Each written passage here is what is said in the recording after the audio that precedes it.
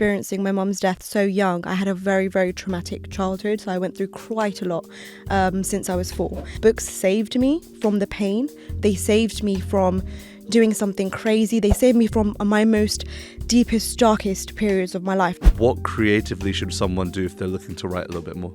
The basic place to start would be to start journaling in the morning, and the simplest way to do that is literally just to answer the question, how are you feeling this morning? The difficult part of self-love, the tough self-love that we really don't really think about, that is the life-changing self-love. That is the self-love that can impact your life and your healing journey forever. How do I learn to love myself in the face of social media? And the thing is, you can't get rid of social media either, right? So you need to learn to love yourself and practice tough self-love and easy self-love while also continuing to scroll, continuing to, see people's profiles. So many people struggle with self-worth because they open up apps and they see people living their best lives.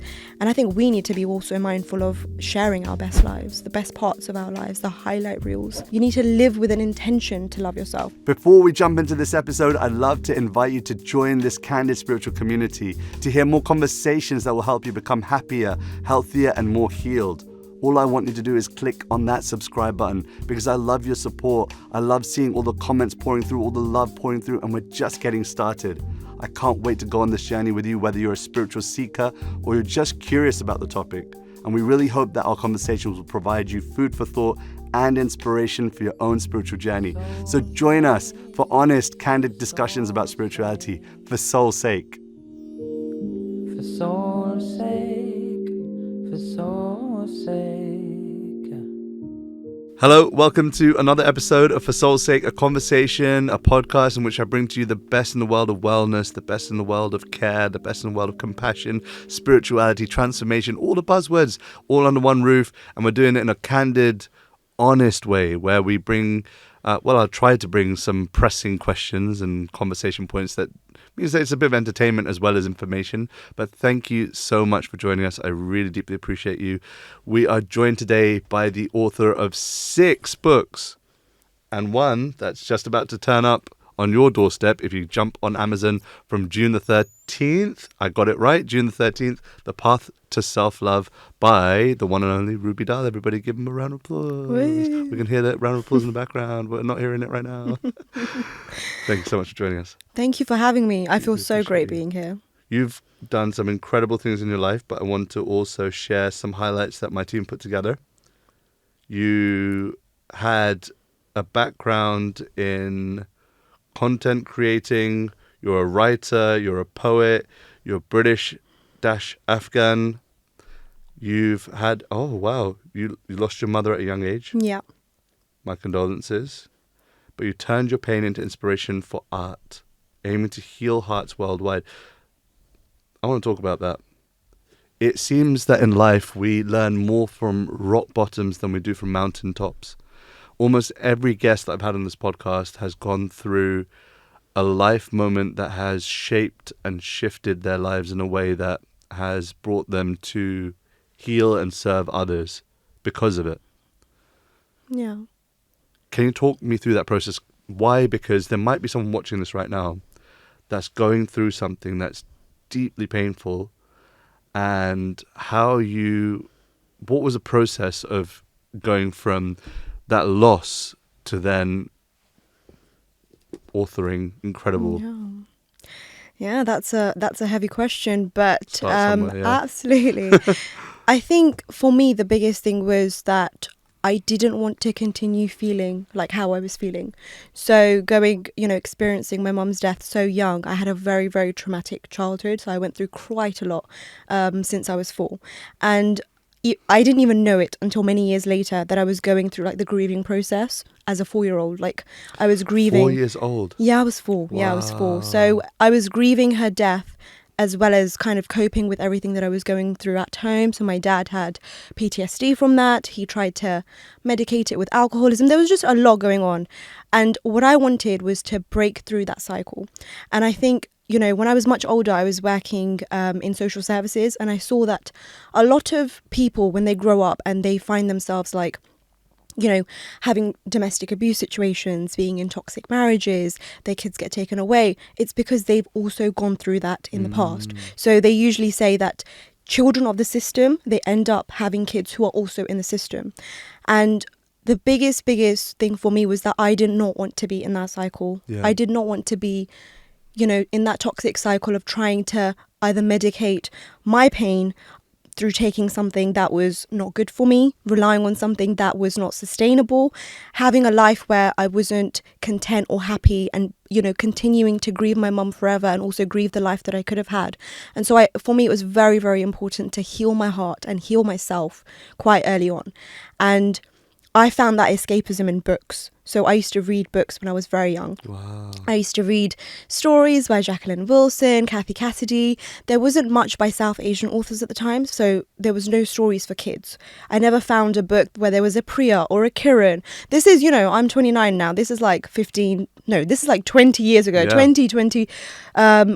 over 20 years ago. There was nothing that I could really relate to. So what I used those books as a form of I used it as a form of escapism. So I would escape my negative reality. I would escape the pain that I was experiencing and seeing my dad experience and around me by reading these books and going into the stories. And as I read more and more books, my love for books just became surreal. And I was like, you know what? I want to write a book one day. And for someone like myself, I was South Asian. I was brown, I was a woman, and I was 10. And I was like, this is never going to happen. Okay, I'm never going to be able to write books where people are going to read stories about the kind of culture that I come from, or the kind of, the kind of narrative that I had the potential of telling in a book. But that dream and that goal always stayed with me, because I was like, books saved me from the pain. They saved me from doing something crazy. They saved me from my most deepest, darkest periods of my life. And so I want to write books too. Now, the self-help content and the non-fiction content, it all came about when I got much older, and it was 2016, I was 21 years old, and I went through a very, very difficult time in my life. I went through a very difficult depressive episode. And that was perhaps after my mum's death, because I was so young that I wasn't able to grieve her in the way that I should have. That period when I was 21 was perhaps the most difficult and the worst pain I have ever felt. I created an Instagram page. The process of that was because I wanted to write stories, and I wanted to be an author, right? So I was like, okay, so I'm going to write stories on WordPress, and I'll create an Instagram page. And this is after I've graduated and everything. I'll create an Instagram page, and I will direct everybody from the Instagram page to my WordPress account. Now, suddenly, I've gone through something so traumatic, and I'm so upset, and I'm essentially depressed, but I won't admit it. I started writing poetry. I started trying to heal from that pain. I started, instead of writing stories to escape, I was like, you know what? Writing is a great way for me to come to terms with my feelings and emotions. And so I started sharing that online, and literally within weeks and months, and now 8 years, I developed an Instagram community, a social media platform through which people read my words to also heal, just like I was healing through writing them. What a service. That's incredible. Yeah, it started off as that I want to write because my childhood dream is to be an author and write stories, and that was always a self-directed goal. For me, it was, I want to be a novelist one day, and I want to write stories, and I want to be a South Asian, writing stories about my culture, which is a very, very particular minority culture. And then when I started writing poetry and non-fiction, I was like, no, this is my other people-directed goal. I want to help people. This gives me a purpose. I'm actually doing something, like I'm making a change in someone's life through my words. And that is profound. That is profound. That is something that I could have never imagined doing. My words contributing to someone healing their heart. That is profound. And has that in turn healed your heart? Absolutely. Absolutely. It's healed me in unimaginable ways through writing. In the beginning I would write about self-love, and I'd write about heartbreak and healing, and I'd write about self-discovery and moving on. And eventually I got to a point where I was like, I'm looking back at those words, and I felt for that person, because those words used to come from my experiences. Like everything that I would write would come from the deepest and darkest painful parts of my heart, the parts that were just trying to move on from a past that was just so painful. And now when I write from like an enlightened perspective, I guess. I'm not completely enlightened. No one ever is, until, you really do that healing work. But yeah, when I write now, I'm like a lot more reflective of it. So like, I no longer write about heartbreak because, touch wood, I'm in a happy, healthy, loving relationship, but I can write about it. Yeah. Using your pain to heal others by processing it, sitting with it, writing about it. Yeah. Yeah. I've not yet gone through parental loss. I have both my parents still with me, and it's a blessing, and I count my lucky stars every day. We also live together, so That's lovely. Yeah. it's one big happy family. I think that's amazing. But yeah, it is creeping into my mind slowly as years roll by, and my parents are starting to look older, and yeah, it's something that we all will have to deal with. A, the loss of a loved one, Yeah. and B, the aging of the self. And how we process that is going to be different for each and every person. But so many people come on this podcast and say they write about it. Yeah. And they may not be authors, but just journal. Like one of my good friends, Kaylee Woods, shout out. I don't think you can even listen to this, mate. I know you. But if you do, then hello. He writes every single day. Yeah. We just were in Paris just now, and he has a little notebook, and he's sitting on the train with his headphones on, and he's writing about, today I went to da-da-da-da-da. I just think to myself, I'd love to be able to do that. Yeah. But I do struggle to write my feelings. So can you give us a little... You're an author of 6. Yeah. Yeah. It's almost like being a parent to 6. You're an author of 6. Tell us the process of writing. Like, okay, yes, the obvious things, get a pen, get a paper, but what creatively should someone do if they're looking to write a little bit more? What should they creatively do? I think the biggest thing about writing is, like, you have thoughts, right? We all have thoughts. We all have... I hope so. I mean, some people are able to hear their thoughts. Yeah. That's something I've recently learned. Some people are not able to, like, actually hear their voice in their head. Just like I can talk to myself in my head, not everybody can. So maybe they feel those things. Is that for real? Yeah. Scientifically, a lot of, I don't know what it's called, but there's lots of people who, even when they're reading, so when I read a book, I can picture the scene. Yeah, me too. There's lots of people who can't do that. For them, it's just words. Yeah. That's far. If you're one of those people, please raise your hand. Put it in the comment section. Absolutely. And so I think the basic thing is we all feel a certain way. And so we all have our phones, right? So if it was someone who isn't used to writing, you type to your friends, hey, how are you doing? I'm feeling a certain way. I'm not okay. I'm okay. Like when you reach out to someone that you care about, open your notes app. Just open it up as though you're texting a friend. Hey, how are you doing?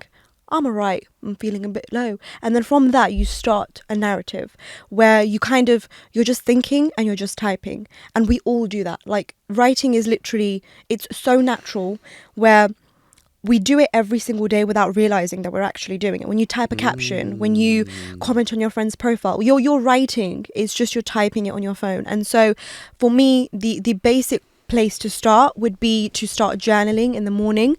And the simplest way to do that is literally just to answer the question, how are you feeling this morning? Or write a to-do list. Today I'm going to do X, Y, and Z. And then go back to the to-do list and be like, I'm going to go for a run. This is going to help me feel, this is going to help me think about this particular experience I had, which I need to unpeel so that I can move on from it. I'm going to go for a coffee with a friend. I'm going to talk to her about our other friend who I had an interaction with and she made me feel a certain... So you're basically just kind of building up on those base sentences that you're writing and you're just typing them on your phone. And I think it's just such a simple and easy way to start somewhere. Will I do it, Radhika Das? Will you do it? I can imagine having a conversation with myself, but writing about it, I find it a little bit difficult. Even phones have a mic function. Yeah. So you don't even need to write it. Oh, you could just turn your mic on and just be like, okay, Radhika. Oh, that's a far out idea. It's just like, how am I feeling? Okay, I'm going to do this now. I've got this event. Okay, how do I feel about this? How did my day go? And that's you just talking to yourself. That's a golden tip for you. Yeah. If you're feeling like you want to process your thoughts, open the app and put the microphone. That's it. Function Turn the on. microphone And on. just talk to your phone. Just talk to yourself. And we all talk, like a lot of us talk to ourselves. The path of self-love. path to self-love. Yeah. Let's talk about it. Yeah. What's the intended audience? Who are you writing it for? Who's the person that should pick this book up? You know what? I think anyone on any walk of life can pick up this book and find something for themselves, because it's such a universal concept. So we talk about self-love so much these days, Radhika, but do we actually know what self-love is? I feel like It's a big buzzword, isn't it? absolutely, it's a buzzword. We add it to the hashtags of most of our, comments when we're typing. So most of our captions when we're putting up a photo. I just hopped out for a caramel latte, hashtag self-love, hashtag self-care day, hashtag caramel latte is the best. And we do it so much. Oh, no, I'm feeling like I want a caramel latte. I just had one. Oh. The lovely Costa barista gave it to me for free. It was great. Oh, man. But we talk about it so much, and for so long it was something that people didn't really talk about, right? So like self-love is this trending concept over the last 5 years, I'd say. And this book unpicks that concept and says, okay, self-love, go for a run. Self-love, get a coffee. Self-love, take your dog for a walk to the park. Self-love, go to the gym, go to a yoga class. But is that all that self-love is? No. Okay, there is so much more. Now, what is that more? Yeah. Okay, tough self-love, having difficult conversations with yourself, looking at your trauma, looking at your past to unpeel different experiences that you had in order to figure out why you can't set boundaries, why you have difficulty saying no, why you let people walk all over you, why you can't get into a stable relationship. That is all a part of self-love. It is all you trying to work on yourself to better yourself. And so the difficult part of self-love, the tough self-love that we really, really don't really think about when we're thinking about self-love, that is the life-changing self-love. That is the self-love that can impact your life and your healing journey forever. Now, when I say healing journey within quotation marks, it's because we talk about healing so much, right? We talk about healing from a heartbreak, healing from, someone who's passed away, healing from your first failure. All of these different healing journeys can happen at the same time. And so you could be healing from your first heartbreak and from your granddad passing away at the same time. However, some healing journeys end quicker than others. And when I say end, I mean you reach a softer, lighter place in those healing journeys.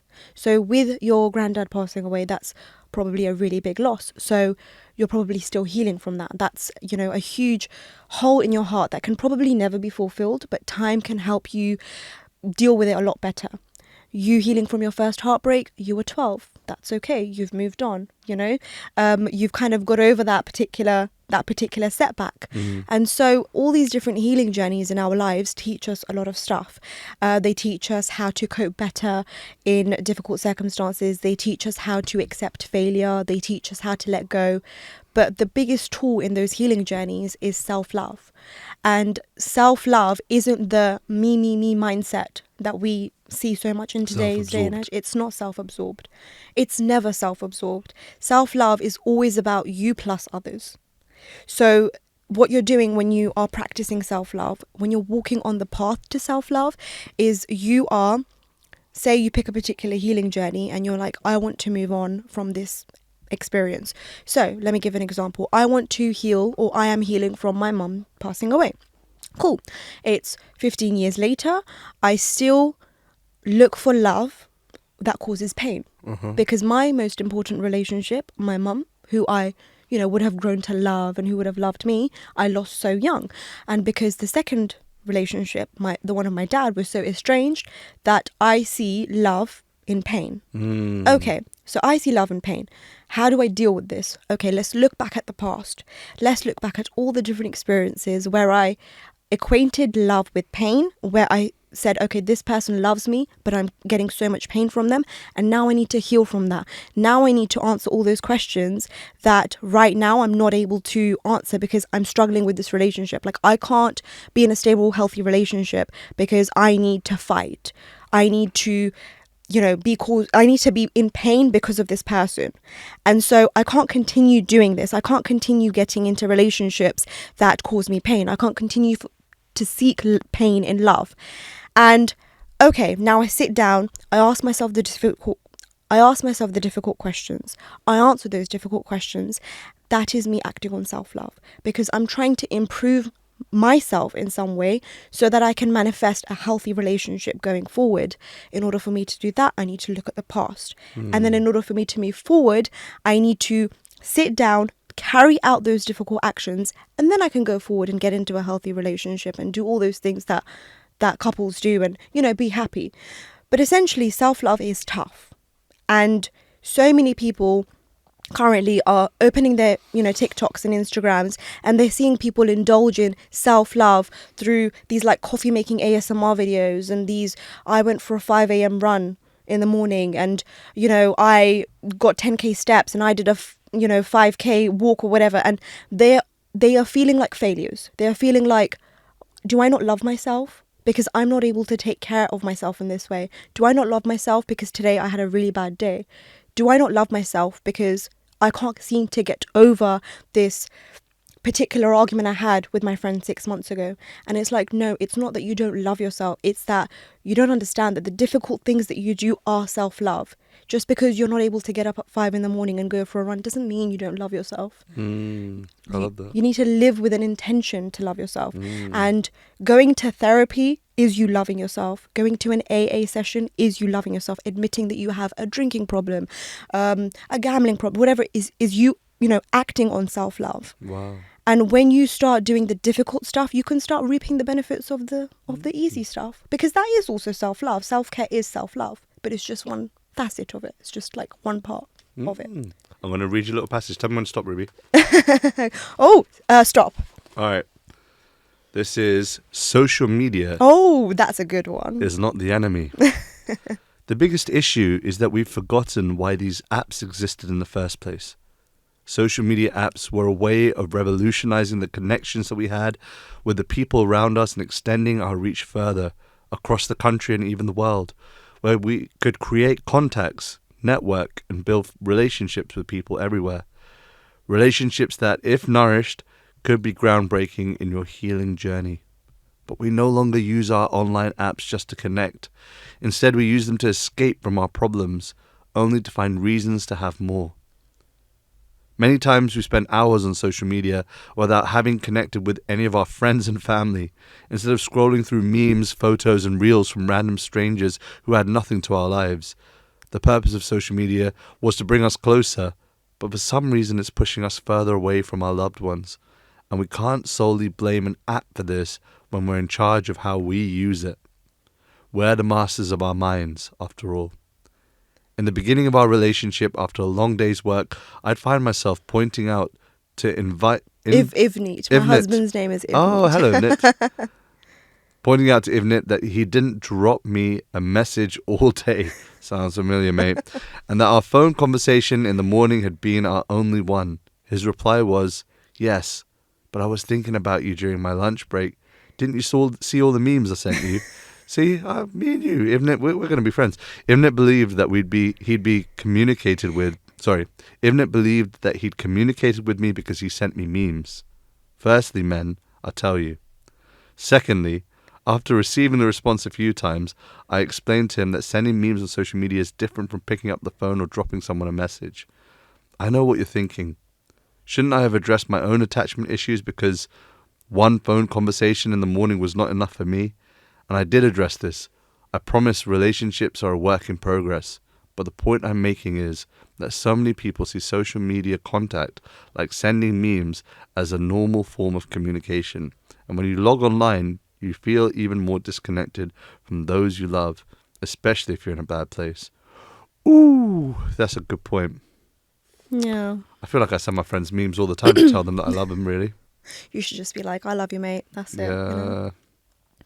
Just the way that we communicate is so different. Yeah. And I think the way we show love is so different. It is. It's true. And I think the biggest thing is if you are struggling and then you have this sort of, detached relationship with the people that are close to you where you only communicate through social media, you become even more detached. You become isolated. Yeah. And the point of that entire chapter was that, okay, I've learned I need to practice self-love. I need to face my deepest, darkest monsters. I need to move on from past trauma. However, when I open up my social media, I see people who are so happy. Yeah. I see people who are that hourglass bikini figure. I see people who are happily married while I'm grieving, a broken relationship. How do I learn to love myself in the face of social media?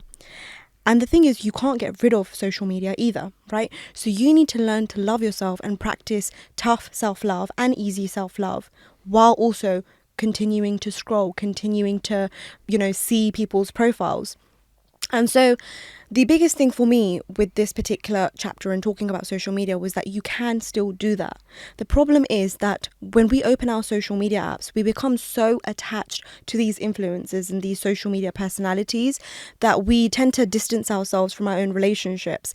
And so when you hop onto Instagram, you no longer see your childhood friends' photos anymore. You just see lots and lots of, memes pages, and you see all these different, dog photos, whatever it is. You don't see your friend anymore. And so one way in which you can tackle the social media problem is firstly to delete all this useless content that you're following. Keep closer to your friends if that's how you want to keep tabs on them. But secondly, when you open your phone, just drop your friend a message. Drop your mum a message. Drop your dad a message. See how they're doing. If, you're trying to heal and you're trying to cope with, say, an eating disorder. Okay, for instance, you're trying to heal from an eating disorder, opening your phone and opening that fitness page of that particular athlete who's got an 8-pack, which is not realistic, by the way, an 8-pack, you're not going to feel better about yourself. You're going to feel worse. And so we need to stop making, social media is always going to be there. We need to learn how to use it safely. Mm-hmm. We need to learn ways to overcome the social media problem, because it's definitely going to make you love yourself less. Wow. So many people struggle with self-worth because they open up apps and they see people living their best lives. And I think we need to be also mindful of sharing our best lives, the best parts of our lives, the highlight reels. I really enjoy doing this. I'm going to do it one more time. Tell me when to start. Wait, let me go the other way. Oh, the other way, okay. All right. Okay, I can't see anyway, but... Yeah. Stop. All right. Is that an exercise? I'm looking, it's an exercise. Yeah. Should we look at the exercise? I mean, if you want to, definitely. All right, exercise. I don't know what it's about. Healing from emotional abuse. Oh. Actually, you know what? Yeah, let's read a paragraph. Paragraph, yeah? Yeah. Let's look for a paragraph. I'm going to go to the beginning of this chapter. Are you being emotionally abused? Oh, this is actually a personal story. You should definitely read it. With emotional abuse, the victim doesn't have a clue what they've gone through until many years down the line when they begin to reflect.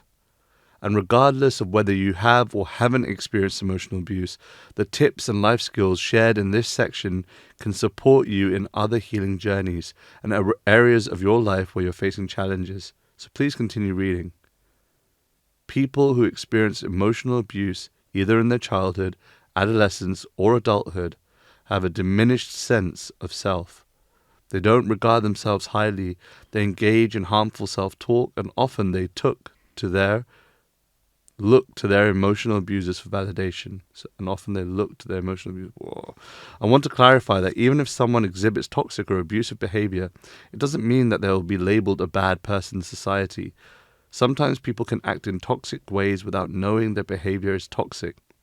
And sometimes people with toxic or negative traits engage in normal daily life, have mostly healthy relationships, and can be seen as good people. For example, maybe you have a manager who constantly criticizes your work, is controlling and passive-aggressive, and subtly belittles you in front of your team. But they're seen by most as a great person with a beautiful family. Maybe your parents, who always set such high standards for you, never compliment your achievements. Sounds familiar. But don't fail to point out when you let them down. You wouldn't, at least not always, call your parents horrible human beings or bad people, but perhaps they just need to unlearn the problematic parental models they picked up from their own respective upbringings. This isn't the case in all instances of emotional abuse, and emotional abusers can be threatening, aggressive, and dangerous, as well as verbally and even physically abusive. But sometimes you can be emotionally abused by someone without you realizing it, and this will contribute to your feelings of low self-esteem and increased reliance on them for your emotional needs. The need to heal from emotional abuse and ill treatment is the calling that you receive from your innermost part to treat yourself better, to love yourself, to live a life that brings you joy and peace. Beautifully written. Thank you. Tell me more. So with this chapter, we went on the one where I shared the personal story, but I started it off by sharing a particular personal experience, and I'll go into that in a moment. But essentially, if you're on the path to self-love, you're healing from something, one of the biggest problems that we face as adults is that everything we have learned from our childhood experiences. So everything that I know, all my moral values, my experiences, my approach to relationships, to friendships, up until now, like up until my late 20s, has been because of everything I picked up, all the models that I picked up as a child. And our self-worth comes from that as well. So our early attachments decide how the kind of attachments we're going to have when we're older, but also they decide how we feel about ourselves. And emotional abuse is a type of trauma, and it's a type of, I think it's chronic trauma, which is something that happens over and over. So it's something that you consistently experience. And now emotional abuse is not what you think it is, or what I thought it was. It's not oh my God, this person is being like horribly abused. There's two types. There's strong abuse and there's subtle abuse. Strong abuse is definitely easily recognizable. So it's humiliation, gaslighting, someone constantly shouting at you, treating you badly. But subtle emotional abuse is literally something as simple as you being picked on consistently at school, or by your parents, or by your or by your extended family, or you being made to feel like you're not enough, or you being picked last on the football team every single PE lesson, essentially. And so my emotional abuse was that I was 7 when I was first made to feel like I was fat. And I was not a fat child. So I wasn't like whatever we term as fat. I mean, I just feel like these labels are completely horrible and they make you feel bad about yourself. But I was just a cute little chubby child, and by the comparative standards of my extended family, my cousin was very slim, very, very skinny, very, very tiny girl. And compared to her, I was a lot bigger. And so I was only 7 when I was first made to feel like I am not the weight that someone my age should be. And this went on for years. So this went on for many, many, many years. And as a result, I developed a very horrible relationship with food. I used to comfort eat. I would seek people's validation. And so my self-worth became something that I depended on others for. So because I was called overweight for so long as a child, I would seek compliments. So I would, when I was 16, 17, I started to go through this like little makeover where I was like, okay, I need to start losing weight now. I changed my hairstyle, I changed the clothes I wore, and I started to lose weight rapidly. And so I went back to those very people, my extended family, to see what reaction I would get. And this is the story that I use in my book to explain how you should never rely on others for your self-worth.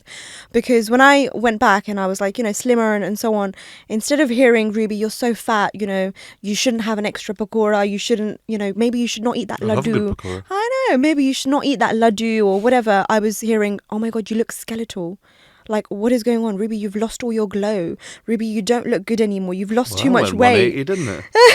And so it did a 180, and I think it was the best thing that could have happened to me, because it was not only a slap in the face, but it was also a, Ruby, what are you doing? You're actually relying on people to determine how you feel about yourself.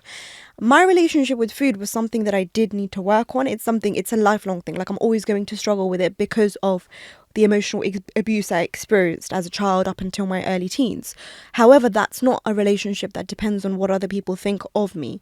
And so the biggest thing with emotional abuse is that perhaps you have parents, and I think this is something that South Asian children, South Asian millennials, Gen Z can probably relate to quite a lot.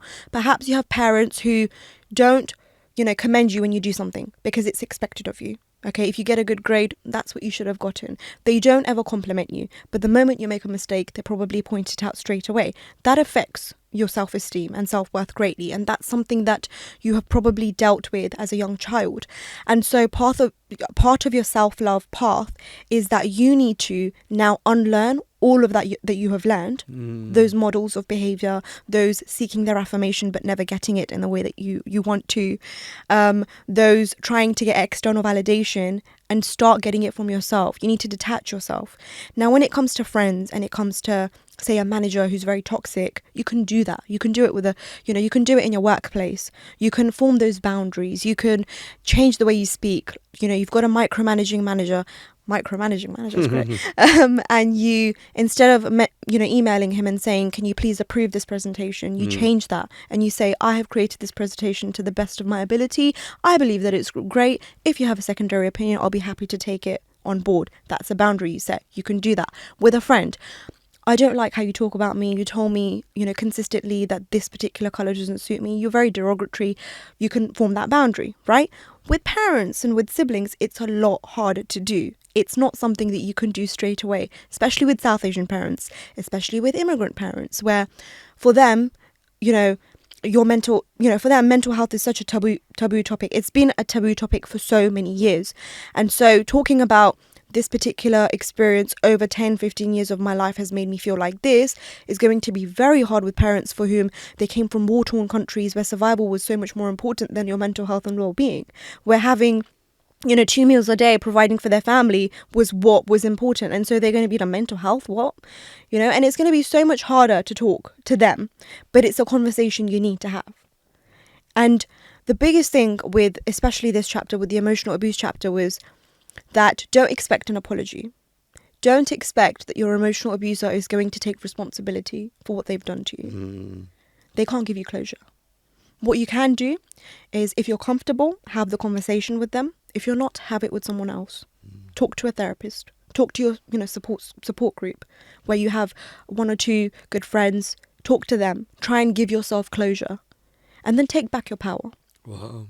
Take back your power. Stop letting them treat you that way. Stop talking to them in a way where their opinion and their validity is what's going to, determine your self-worth. And, I don't know about you, Radhika, but as a South Asian, your parents are always going to be the most important people. Okay, they're going to be people who you will love forever, no matter how traumatic your childhood was, no matter what you went through, no matter them never taking responsibility for the pain that they caused you. Because I know so many people who've had, a stable upbringing, but they've still been traumatized in one way or another because our parents have picked that up from their parents. Generational. It's a generational trauma, essentially. And so we will always love them, but we need to form boundaries. The only way that you can, as a minority, as a South Asian, as a person of colour, really walk on the path to self-love and deal with your past trauma so that you can truly move forward is that you forgive people who you love without them asking for forgiveness. Wow, that's powerful. This book's really good. I'm going to actually give it a read now. I've got an advanced copy. Is this mine to keep? Yeah, of course, yeah. June 13th, The Path to Self-Love. Get a copy. Should we end with some quickfire round? Yeah, go for it. One word, one sentence. One word, okay. These are always fun to do. You'll look back at it in 5 years' time and like, why did I say that? Yeah. Okay, question number what's 1. my seconds? What's how quickly? One word, one sentence. Do I get time to think or no? Okay. No, you get time to think. Sorry. I'll let you off. Thank you. It's your first one. Question number 1. What's something that you're curious about right now in your life? Will I become a New York Times bestseller? That's what you dream about, yeah? That's my curiosity right now. Wow. Yeah, that is my self-directed. Will it be available in the US? Yeah, it's available everywhere. Very, very available everywhere. Americans, do us a favour. Question number 2. What's something that you're personally working through at the moment in your life? I would say my relationship with my dad, for sure. It's a lifelong relationship and it's something that I'm always going to have to deal with. So definitely trying to find balance in how much I give of myself and how much, yeah. You said British Afghan, so your parents are from... originally from Afghanistan. Yeah, but I'm Sikh, so we are. Sikh. Yeah, so it's like in Afghanistan, there's actually minority Sikhs and Hindus that live there. So yeah, I'm of Sikh faith. I was thinking that I don't look Afghan. I'm yeah. Yeah. Oh, interesting. Yeah. Okay. In short, what legacy would you like to leave behind in this world? Ooh. 100 million books. Done 6 already. That's incredible. The legacy that I would like to live is when people think of me, I would like them to think that girl, things could have gone really bad for her. like based on what she experienced as a Sure. child. But she broke through the cycle, and if she can do it, I can do it, basically. Wow. Yeah, I think you're already doing that. I hope so. Question number 4. Something you used to deeply value, don't value as much anymore. I'm not gonna lie. A big friendship group. Ah. I don't value that anymore. I value just 1 or 2 friends that, to be honest, my husband's my best friend. Like, he's my bestest friend. My brother is my other best friend. And I no longer value staying in a friendship for the sake of it. Like, taking all the shit that, I don't know if I can swear, Yeah. taking all the crap that they send, like, give you, not having boundaries, and just staying there because you can go out and post on Instagram that, I have a great girls' night out. Like, I'm just not about that anymore. I'm just about, like, if you're good to me, I'll keep you in my life. Wow. Yeah. If you're close to Ruby, then you know. You're valued. You're valued. Question number 5. Last one. If you could create one law that everyone had to follow in the world, what would it be? Prime Minister. Oh, King of the world. if I was king of the world and I had to Queen pick of the one, world. queen of the, sorry, not king, queen of the world, one law that I would pick is, if I had the power, like if I had that like magical ability, I would put empathy in everyone's hearts. Like, we all have the ability, but we don't utilize it. So I would make everyone empathetic, because then I feel Wow. like there wouldn't be whatever's going on in the world right now, that wouldn't exist. If everyone's empathetic, and if you actually feel other people's pain, I think you would not be able to see it. You Yeah. would put a stop to it. If slaughterhouses had glass doors, Yeah. we'd all be veggie. That's it. That is it. You're vegetarian, aren't you? Yeah.